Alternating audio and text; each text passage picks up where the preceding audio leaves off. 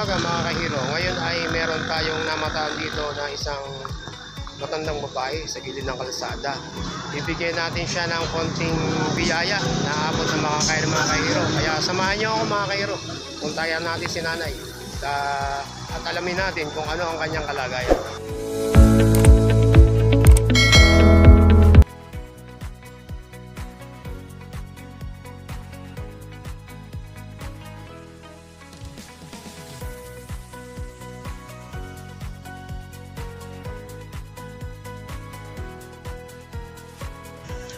Magandang araw po, Nay. Morning po. Basta po kayo? Opo. Ano po ginagawa niyo dyan? Naghihintay na ng biyaya. Biyaya. O ito po, bibigyan ko po kayo ng mas mainit na pansit at saka mainit na pansit po yan, tsaka malamig na tubig. Meron din po ako nilagay na tinapay po dyan. Para sa kaya naman. Hindi po, para sa inyo po talaga yan. Ay, naghahanap po ako ng mga katulad po ninyo na mga naghahanap ng biyaya.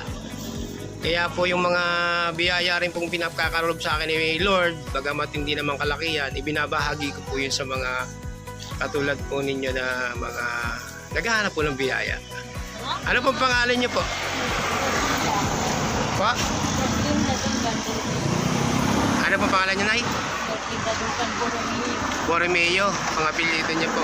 Saan po kayo nakatira? Ano pa ganyan? Sa ibaba. Ah, dito po kayo sa may Madrigal Village sa ibaba. Eh, kumusta na po yung pamilya niyo? May family po kayo? Meron kaya lang. Broken family kami, hiwa-hiwalay. Ay, saan po kayo umuwi? Ah, doon sa may baba ng Madrigal. May bahay po kayo doon. Kubo lang. Kubo lang. Maliit. Okay. Eh, may asawa pa po kayo ngayon? Nag-asawa ng iba. Iniwanan na po kayo. Iniwanan na po kayo. Iba ang gusto nila. Iba yung gusto. Hindi po. Hindi po, sa inyo po yan. Para sa inyo po talaga yan. Para sa inyo po yan. Yung po yan talaga binili ko po para sa inyo. At nakita ko nga po kayo, nandito kayo sa gilid. Baka po kayo hindi pa nag-aalmusal. Kaya po binili lang ko po ng almusal merienda. Kasi alanganing oras na po. Alas 9 na po yan. Meron akong kapatid nung una na lumayo sa amin. Aba. Yung pamilya lang yun. Parang yung mag-asawang Ramon Revilla at Lisi. Aba. Ronaldez. Aba. Ano po yun? Kapatid na pangalan. Aba. Paano ko ba sinipirti yung ngayon? Kapatid nino po yun? Kapatid ng pangalan. Kapatid niyo po sila? Mababait naman yun eh. Paano ko ba yung mayaman na yun? Oo, mayayaman na po sila. Eh, ano po kayo? Hindi po kayo napapasyal sa kanya? Sa kanila?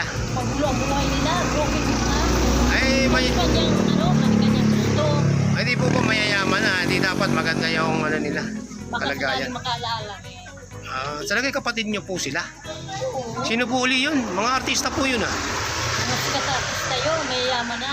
Kaya po. Ano pong pangalan nun uli? Yung Ramon Revilla. Ramon Revilla.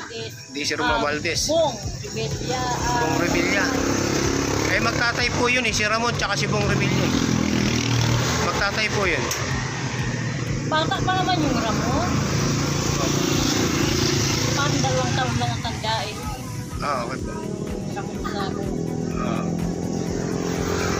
ang asawa ni Bong ay si Lisa. Parang Lisa sa pura naman.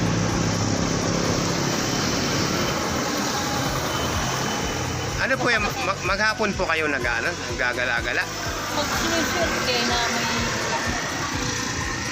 Marami pong nagbabahagi ng biyaya sa inyo. marami kasi nagdadaan-daan dito. Ay, padaan-daanan. Pag nakikita po kayo, inabutan po kayo ng mga biyaya. Ay, salamat naman. Mayroong mga tao na sinuswerte. Oo, ayos po yun. Sana po lagi po kayong swerte. Para marami po kayong maiuwi po. May mga kasama pa po kayo sa bahay. Kanya-kanya nga kami, tulog. Ayaw kasama sa iba-ibalik. Kaiba eh. Kanya-kanyang hubo. Opo. Ay, yung pong mga anak nyo, wala pa kayong anak? Yan ang yung si Angelica at si Tita. Opo. Yun lang naman ang ano, ang pangkasalukuyan. Ilan po ba yung naging anak nyo, Nay? Marami sa nakalipas, pero ngayon ay parang isa lang. Isa na lang na nandyan. Oo, pero ang laglag. Inilagay sa incubator na pinabuo, Oo. nabuhay. Oo. Kinuha ni Fred naman at doon. Ayun, bali ang kasama nyo po ngayon dyan sa bahay po ninyo, nandyan mismo. Wala, bukod din. Hindi nila Nag-asawa na po. Nag-asawa na. may asawa naman yun. Si ano naman, si Mia Paro na Loretta. Loretta Marquez naman yata yun. Parang bumaba si Loretta.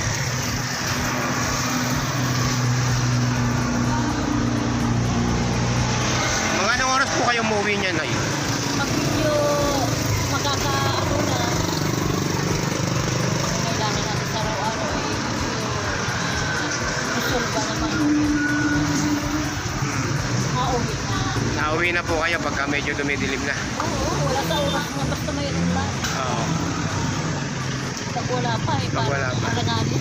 Oo. Kapag wala pang maraming biyaya, hindi pa kayo nakakauwi. Ha? Salamat ha. Ay, okay lang po. Opo.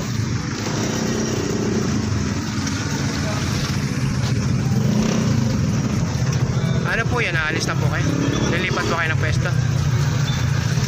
Sige po na, iingat po kayo lagi. Ano po?